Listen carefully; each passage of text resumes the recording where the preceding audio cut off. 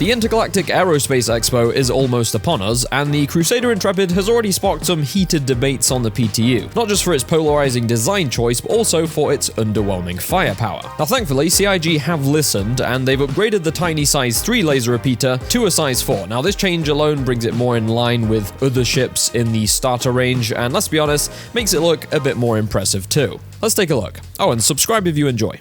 Alright, so a quick walk around of the exterior before the sun sets right here on Daymar. As you can see, we've got that new size 4 weapon, which is definitely looking a lot more balanced on the asymmetrical design of the ship. You guys will have to let me know what you think to this ship down below. I actually quite like the asymmetrical design. I think it's different. Still got that sleek Crusader style though. If we head around to the back, you can see we've got the classic Crusader style thruster engines right there.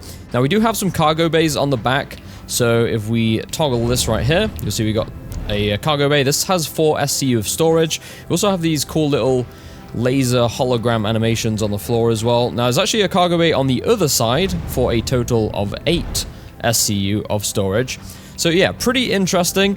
I kind of wish there was a little bit more clearance here just to make it easier to load things, but still a pretty cool feature.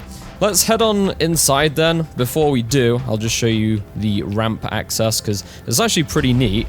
I love how it folds away and it's got the side door, and also we have some little illuminated details as well, as you can see on the stairs. Yeah, really cool. I like that. Let's head on inside. So, as you enter the ship, you can see we have that classic Crusader lighting. I absolutely love how they put the lights in the sides and in the top. It just looks so futuristic. If we take a left, we will head inside the cockpit, which the door should automatically open. Now on the left, we have some component access, so there is a fuse box here, or should I say relay, and then on the right we have some more component access. We got radar and avionics. Some nice little details on the left right here as we lead up to the pilot seat, which we will now enter.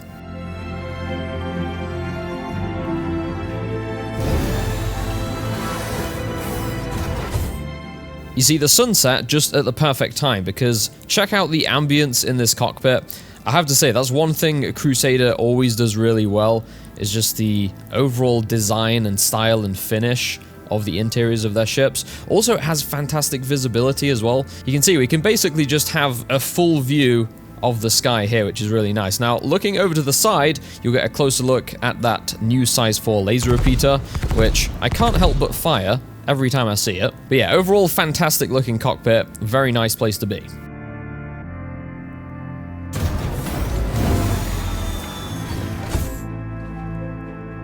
So we'll head on back out now to the main corridor of the ship.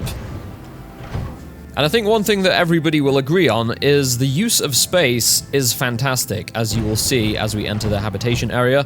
Now, one thing I did just want to mention is the lighting detail here. So you can see in the main corridor, we have like this futuristic, cool LED lighting. But as you enter the habitation area, it's this lovely, warm ambience, which, yeah, just makes it feel really, really cozy. If we have a look over to the right, we have this almost Star Wars looking bench here, and with a table, which is pretty cool. And then off to the right, we have some containers down here, so it's basically like a little kitchenette area.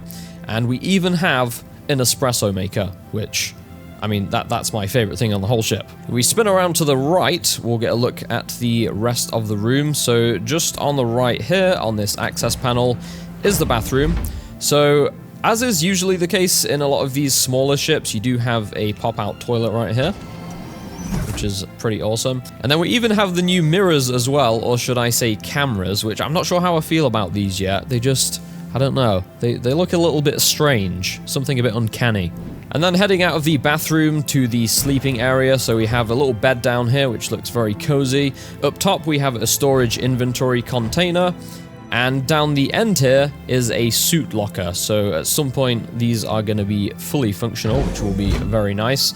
And then over to the left we have some weapon rack storage, And I actually really like the color scheme that they've done here. It's like a slightly different black and red, which contrasts nicely with the rest of the ship, which is mainly white. Heading now out of the habitation area back into the main corridor, we're going to take a left, which will take us into the engineering bay, which is also where the cargo storage is, which we'll take a look at. So we have a terminal on the left here. This is going to be our engineering terminal for when that gameplay drops. And then on the right and on the left is our cargo containers. So the top button is the one that opens this door right here, and then the bottom one is what brings the cargo up. So you can see there that just lifts into place, which is very cool. And then it's the same on the other side as well. So basically a symmetrical setup, which is quite interesting considering the general asymmetry of the ship.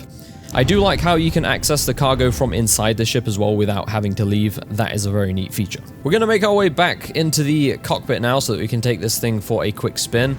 Now, my first impressions of the flight of this ship is very, very good. It's got a lot of power behind it. And here's a quick exterior shot for you guys when it's all landed, so you can kind of see we've got the glowing red lights. Yeah, it just has a very, very nice ambience to it. So the first thing you'll notice when you first take off in the Crusader Intrepid is how fast it is. This thing has a lot of power behind it. I'm normally someone who likes to use the boost all the time, but you have to be really careful with the ship because before long you'll find your character passing out from all the G-force. And yeah, just in general, it feels very nimble. Obviously this is a small ship, but it's definitely one of the better ones in terms of handling. Also, the engine sounds are absolutely fantastic.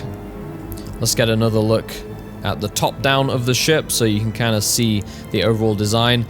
Once again, that bigger size 4 repeater is definitely looking better now. I kind of feel like it must have been designed like that from the start, just based on how odd it looked with the size 3. But yeah, very happy that they have now upgraded that. So that's a little preview of the upcoming Crusader Intrepid. An interesting little starter ship. What do you guys think? Does the size 4 repeater make it more appealing, or is the design still a deal breaker? Let me know in the comments. If you enjoyed this video, hit that subscribe button for more Star Citizen content. This is a brand new channel, so your support means a lot. Thanks for watching, guys, and as always, fly safe.